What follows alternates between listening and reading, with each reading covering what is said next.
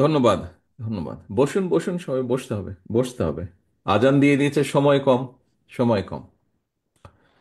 বিসমিল্লাহির রহমানির রহিম। যশোর জেলা দ্বিবার্ষিক সম্মেলন উপলক্ষে আয়োজিত আজকের এই অনুষ্ঠানের সম্মানিত সভাপতি অধ্যাপিকা নার্গিস বেগম, মঞ্চে উপস্থিত উদ্বোধক জনাব আমানুল্লাহ আমান, বিশেষ অতিথি আমাদের অমিত এবং বাবু জয়ন্ত কুমার সহ যশোর জেলার সিনিয়র নেতৃবৃন্দ, মঞ্চে উপস্থিত যশোর জেলা ছাড়াও খুলনা বিভাগ থেকে বিভিন্ন জেলা থেকে আগত সিনিয়র নেতৃবৃন্দ, আমার সামনে উপস্থিত ১৬০০ কাউন্সিলর বৃন্দ, আজকের এই কাউন্সিলর বৃন্দ সহ উপস্থিত যশোর জেলার বিএনপি সহ বিভিন্ন অঙ্গ সহযোগী সংগঠনের প্রিয় সহকর্মীবৃন্দ, আসসালামু আলাইকুম। প্রিয় সহকর্মীবৃন্দ, আজকে প্রথমেই আমি ধন্যবাদ জানাই আজকের আমাদের যশোর জেলা বিএনপির আহ্বায়িকা অধ্যাপিকা নার্গিস বেগমকে। আমি আন্তরিকভাবে শুভেচ্ছা এবং ধন্যবাদ জানাই আমাদের আহ্বায়ক কমিটির সকল সদস্যবৃন্দকে। তারা অক্লান্ত পরিশ্রমের মাধ্যমে তাদেরকে কেন্দ্র থেকে যে দায়িত্ব অর্পণ করা হয়েছিল, অত্যন্ত সফলতার সাথে আজকে সেই দায়িত্ব ওনারা সম্পন্ন করতে সক্ষম হচ্ছেন। একই সাথে আমি যশোর জেলার প্রত্যেকটি ইউনিটের দায়িত্বপ্রাপ্ত নেতৃবৃন্দকে আমি আন্তরিকভাবে শুভেচ্ছা জানাই যে তারা অত্যন্ত সুন্দরভাবে, সংগঠিতভাবে আজকের এই সম্মেলন অনুষ্ঠানটি উপস্থাপন করছেন বা সম্মেলন অনুষ্ঠানটি সফল করার দ্বারপ্রান্তে এনে দাঁড় করিয়েছেন। আমি একই সাথে আন্তরিকভাবে ধন্যবাদ এবং শুভেচ্ছা জানাচ্ছি আমাদের ১৬১৬ জন যে কাউন্সিলর। আজকে আমি মনে করি আপনারা এই ১৬১৬ জনই হচ্ছেন এই কাউন্সিলের প্রাণ। আপনাদের উপস্থিতি, আপনাদের মতামত, আপনাদের অংশগ্রহণ মাধ্যমে আজকে এই সম্মেলনটি সবচেয়ে সফল হচ্ছে।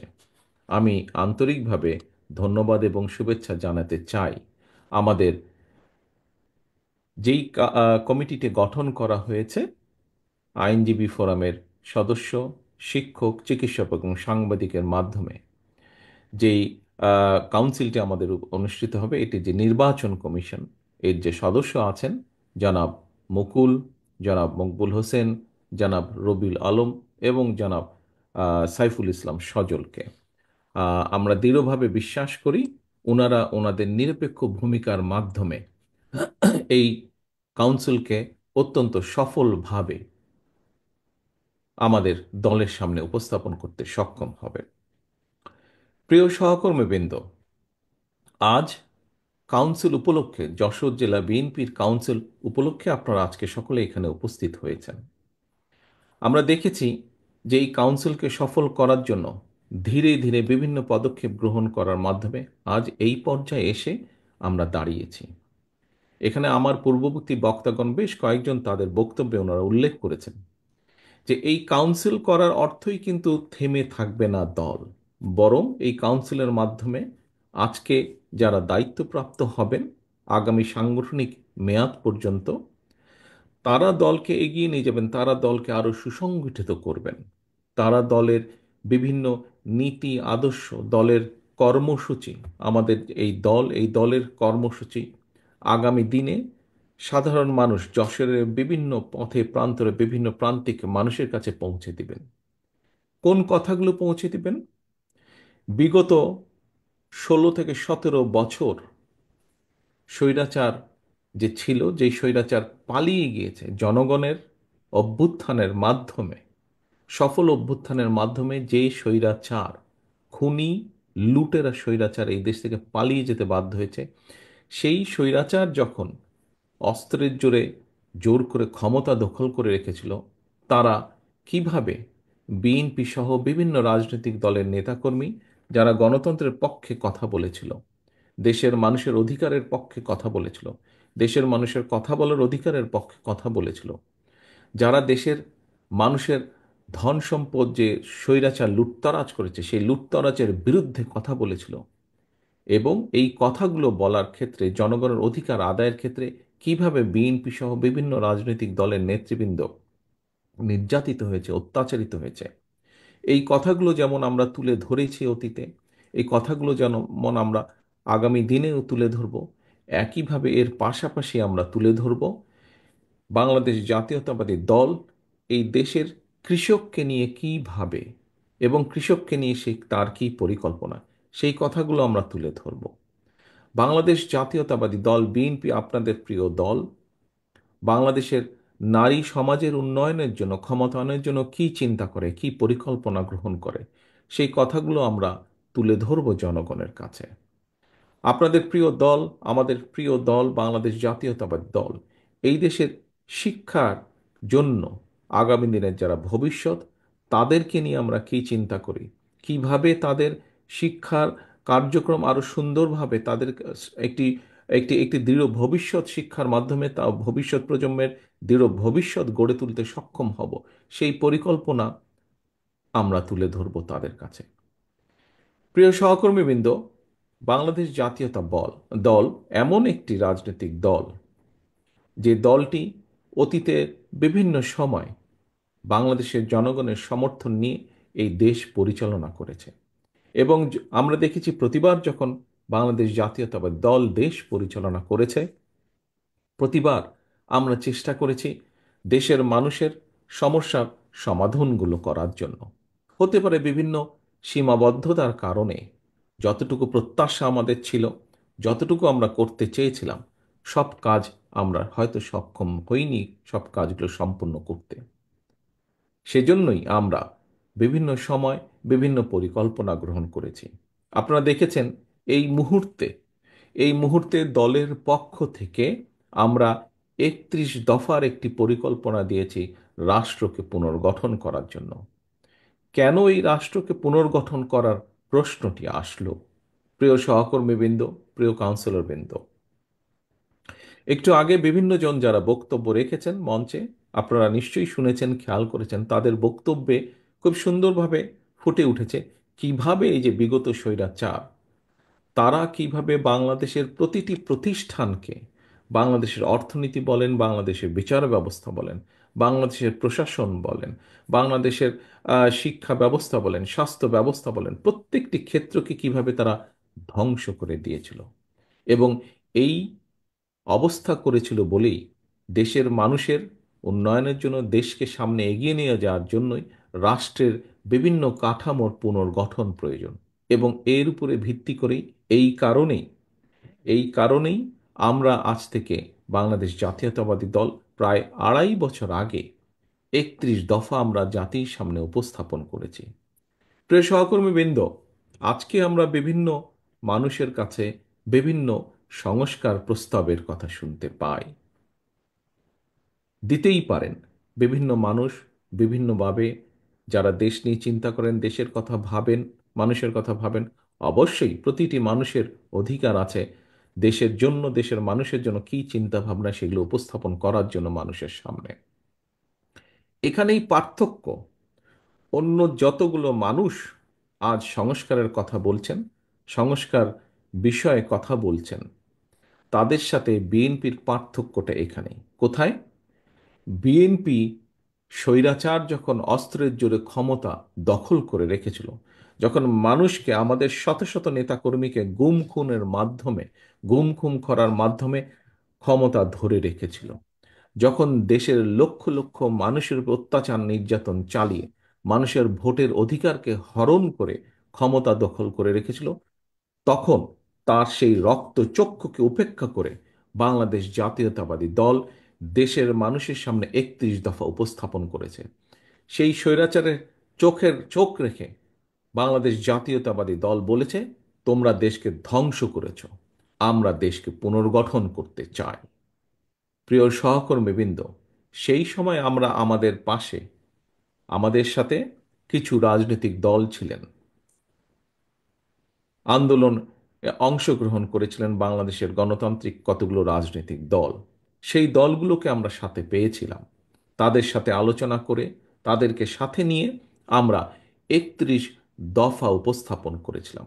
আজ আমরা অনেক ব্যক্তির কাছে অনেক কথা, বড় বড় সুন্দর সুন্দর কথা শুনতে পাচ্ছি আমরা। অনেকের অনেক সুন্দর সুন্দর কথা আমরা দেখতে পাচ্ছি পত্রিকার মাধ্যমে, মিডিয়ার মাধ্যমে। কিন্তু সেদিন এইসব ব্যক্তির কাছ থেকে আমরা কোনো সংস্কারের কোনো কথা শুনতে পারিনি। কিন্তু সেদিন একমাত্র আপনাদের দল, আপনাদের এই প্রিয় দল বাংলাদেশ জাতীয়তাবাদী দল, সেই স্বৈরাচারের রক্তচক্ষুকে উপেক্ষা করে দেশ পুনর্গঠনের কথা বলেছে। প্রিয় সহকর্মীবৃন্দ, এর থেকে একটি কথা প্রমাণিত হয় যে বাংলাদেশ জাতীয়তাবাদী দলের প্রত্যেকটি সৈনিক, প্রত্যেকটি কর্মী দৃঢ়ভাবে আমরা বিশ্বাস করতাম যে জনগণকে সাথে নিয়ে জনগণের যে আন্দোলন, সেই আন্দোলন অবশ্যই সফল হবে। এবং এই দৃঢ় বিশ্বাস ছিল বলেই, আমাদের ভিতরে এই দৃঢ় বিশ্বাস ছিল বলেই আমরা আজ থেকে 2.5 বছর আগে সংস্কার প্রস্তাব উপস্থাপন করেছিলাম, করতে আমরা সক্ষম হয়েছিলাম। কারণ আমাদের দৃঢ় বিশ্বাস ছিল যে স্বৈরাচারের পতন হবে, এটি একটি। এবং আমরা সব সময় দৃঢ়ভাবে বিশ্বাস করি যে বাংলাদেশ জাতীয়তাবাদী দল বিএনপির মূল লক্ষ্য এবং উদ্দেশ্যই হচ্ছে জনগণ এবং বাংলাদেশ, বাংলাদেশের জনগণ এবং বাংলাদেশ। আমাদের মূল লক্ষ্য, আমাদের রাজনীতির মূল লক্ষ্য হচ্ছে বাংলাদেশ এবং বাংলাদেশের জনগণ। সেজন্যই আমরা আজ থেকে সবার আগে উপস্থাপন করেছিলাম কিভাবে আমরা রাষ্ট্রকে মেরামত করতে চাই, রাষ্ট্র কাঠামোকে মেরামত করতে চাই, কিভাবে ভেঙে পড়া প্রতিটি প্রতিষ্ঠানকে আবার মেরামত করতে চাই, এবং যে রাষ্ট্র কাঠামো মেরামতের মাধ্যমে দেশ এগিয়ে যাবে, দেশের পুনর্গঠন হবে, বা দেশের মানুষের ভাগ্যের পরিবর্তন হবে। প্রিয় সহকর্মীবৃন্দ, আজ সংস্কার প্রস্তাবের নামে আমরা দেখছি বিভিন্ন ব্যক্তি বিভিন্ন রকম কথা বলছেন। বলতেই পারেন বিভিন্ন ব্যক্তি, তাতে কোনো সমস্যা নেই। কিন্তু আমাদের কাছে মূল লক্ষ্য হলো, আগেই বলেছি, যে ভেঙে পড়া রাষ্ট্রীয় কাঠামোকে পুনর্গঠন করা। আমাদের কাছে মূল লক্ষ্য হলো এই দেশের মানুষের ভাগ্যের পরিবর্তন। অর্থাৎ আজ সারা দেশে লক্ষ লক্ষ বেকার, প্রায় কোটির কাছাকাছি শিক্ষিত, অল্প শিক্ষিত, অজ্ঞ শিক্ষিত, যেভাবেই বলি, বেকারদের কর্মসংস্থান। আমাদের কাছে আজকে মূল লক্ষ্য হলো খাল কাটার মাধ্যমে শহীদ রাষ্ট্রপতি জিয়াউর রহমানের খাল কাটা কর্মসূচি আবার শুরু করা, এবং তার মাধ্যমে কৃষকের সেচের পানির ব্যবস্থা করা, তার মাধ্যমে শুকিয়ে যাওয়া খাল বিল যেগুলো আছে সেগুলোর মধ্যে আবার পানির প্রবাহ তৈরি করা। আমাদের লক্ষ্য হচ্ছে এই দেশের শিক্ষা ব্যবস্থাকে, দেশের যে আগামী ভবিষ্যৎ, আগামী প্রজন্ম, তাদের শিক্ষাকে কিভাবে, তাদের কাছে শিক্ষার সুযোগ পৌঁছে দেওয়া যায়, কিভাবে শিক্ষা ব্যবস্থাকে দৃঢ়ভাবে গড়ে তোলা যায়। প্রিয় সহকর্মীবৃন্দ, আমাদের লক্ষ্য হচ্ছে কিভাবে দেশে উৎপাদন বাড়ানো সক্ষম হয়। আমাদের লক্ষ্য হচ্ছে কিভাবে দেশে নারীদের কর্মসংস্থান, একই সাথে নারীদের ক্ষমতায়ন করা সম্ভব হয়, ক্ষমতায়ন বৃদ্ধি করা সম্ভব হয়, সেটি হচ্ছে আমাদের লক্ষ্য। প্রিয় সহকর্মীবৃন্দ, আমাদের লক্ষ্য হচ্ছে এই দেশের মানুষের স্বাস্থ্যের ব্যবস্থা কিভাবে উন্নত করা যায়, যাতে এই দেশের মানুষকে স্বাস্থ্যর যে সার্ভিস, সেই সার্ভিসটি পাবার জন্য যাতে তাদেরকে বিদেশে যেতে না হয়, এই দেশে বসেই এই দেশের মানুষ, যাতে অধিকাংশ মানুষ স্বাস্থ্য সেবা পেতে পারে, সেইটি হাসিল করা হচ্ছে আমাদের লক্ষ্য। প্রিয় সহকর্মীবৃন্দ, আজকে আমরা বিভিন্ন জনের কাছে বিভিন্ন কথা শুনতে পাই যে আমাদেরকে এই অমুকের অমুকের ক্ষমতার পরিবর্তন করতে হবে। হ্যাঁ, ক্ষমতার ভারসাম্য করতে হবে। হ্যাঁ, সেটি হয়তো প্রয়োজন। আমরা শুনতে পাই যে বিভিন্ন আমাদেরকে বিভিন্ন রাজনীতির গুণগত পরিবর্তন করতে হবে। অবশ্যই গুণগত পরিবর্তন আমাদেরকে করতে হবে। আমি যারা গুণগত পরিবর্তনের কথা বলেন তাদেরকে আমি বলবো, আজকে যশোর জেলা বিএনপির সম্মেলনে আসুন, এবং এই সম্মেলন দেখে নিশ্চয়ই আপনারা বুঝতে সক্ষম হবেন যে রাজনীতির যে গুণগত পরিবর্তন, সেই পরিবর্তন যশোর জেলা বিএনপি সহ বাংলাদেশ জাতীয়তাবাদের দলের বিভিন্ন বিভিন্ন ইউনিটে এই পরিবর্তন আনার সবচেয়ে যে উদ্যোগ, সেটি বিএনপি গ্রহণ করেছে। নিশ্চয়ই আপনারা দেখেছেন, বিএনপি একটি বিশাল দল। সমগ্র বাংলাদেশের মানুষ জানে বিএনপি একটি বিশাল দল। স্বৈরাচার সরকারের সময়, যে খুনি স্বৈরাচার যারা পালিয়ে গেছে এই দেশ থেকে, তাদের সময়ে বিএনপির লক্ষ লক্ষ নেতাকর্মীর নামে মিথ্যে গায়েবী মামলা দেওয়া হয়েছিল। আমি নিশ্চিত আজকে আমার সামনে যে সকল 1616 জন কাউন্সিলর বসে আছেন, আপনারা এই 1616 কাউন্সিলরের মধ্যে বোধহয় এমন কেউ বাদ নেই যার নামে না হলেও একটি মিথ্যে মামলাও নেই। নিশ্চয়ই এখানে উপস্থিত প্রায় প্রতিটি মানুষের নামে মিথ্যে মামলা, এই যে প্রায় সকলেই আপনারা হাত তুলেছেন, মিথ্যে মামলার সাক্ষী আপনারা বহন করে বেড়াচ্ছেন। প্রিয় সহকর্মী বৃন্দ, আমাদের 60 লক্ষ নেতাকর্মীর নামেই মিথ্যে মামলা হয়েছে। পৃথিবীতে বহু দেশ আছে যাদের জনসংখ্যাই 60 লক্ষের কম। এত বিশাল একটি দলে এর বাইরেও আমাদের আরো লক্ষ লক্ষ নেতাকর্মী রয়ে গিয়েছে। হতে পারে একটি পরিবারের যেরকম সকল সদস্য একরকম হয় না, হতে পারে আমাদের এই লক্ষ লক্ষ নেতাকর্মীর ভেতরেও কোনো কোনো নেতাকর্মী হয়তো বিভ্রান্ত হয়ে এমন কোনো কিছু কাজ করেছেন যেই কাজের নৈতিক কোনো সমর্থন আমাদের পক্ষে দেওয়া সম্ভব নয়।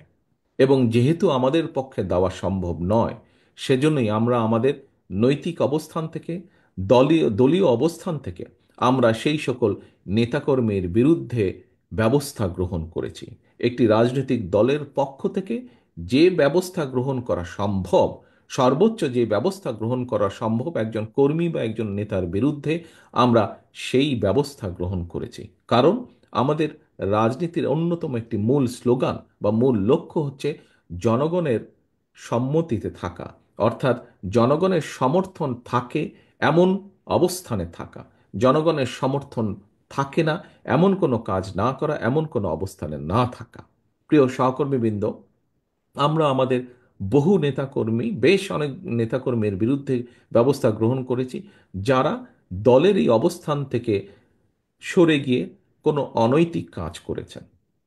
কিছু কিছু সংখ্যক লোক, কিছু সংখ্যক লোক, কিছু সংখ্যক ব্যক্তি এটিকে দলের দুর্বলতা হিসাবে উপস্থাপনের চেষ্টা করছে। আমরা পত্রপত্রিকার মাধ্যমে দেখছি, বিভিন্ন বক্তব্যের মাধ্যমে দেখছি। আজকে আমার নেতৃবৃন্দ, এখানে যারা সহকর্মীবৃন্দ, আপনারা যারা উপস্থিত আছেন, আপনাদেরকে এবং আপনাদের মাধ্যমে সমগ্র বাংলাদেশে ছড়িয়ে ছিটিয়ে থাকা আমাদের লক্ষ কোটি নেতাকর্মীর উদ্দেশ্যে আমি একটি কথা বলবো। যারা এই কথাটি বলে যারা এই কথাটি বলে অন্য কিছু হাসিলের চেষ্টা করে, দয়া করে সকলকে বলে দিবেন যে বিএনপি বিএনপি তার অবস্থান পরিষ্কার করেছে।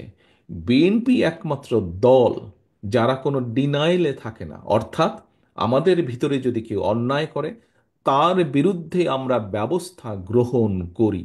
এই উদাহরণ একমাত্র বিএনপি দেখেছে। এটি বাংলাদেশ জাতীয়তাবাদী দল এবং অন্য দলের সাথে এটি হচ্ছে অন্যতম সবচেয়ে বড় পার্থক্য। অর্থাৎ আমরা কোনো অন্যায়কারীকে প্রশ্রয় দিতে চাই না।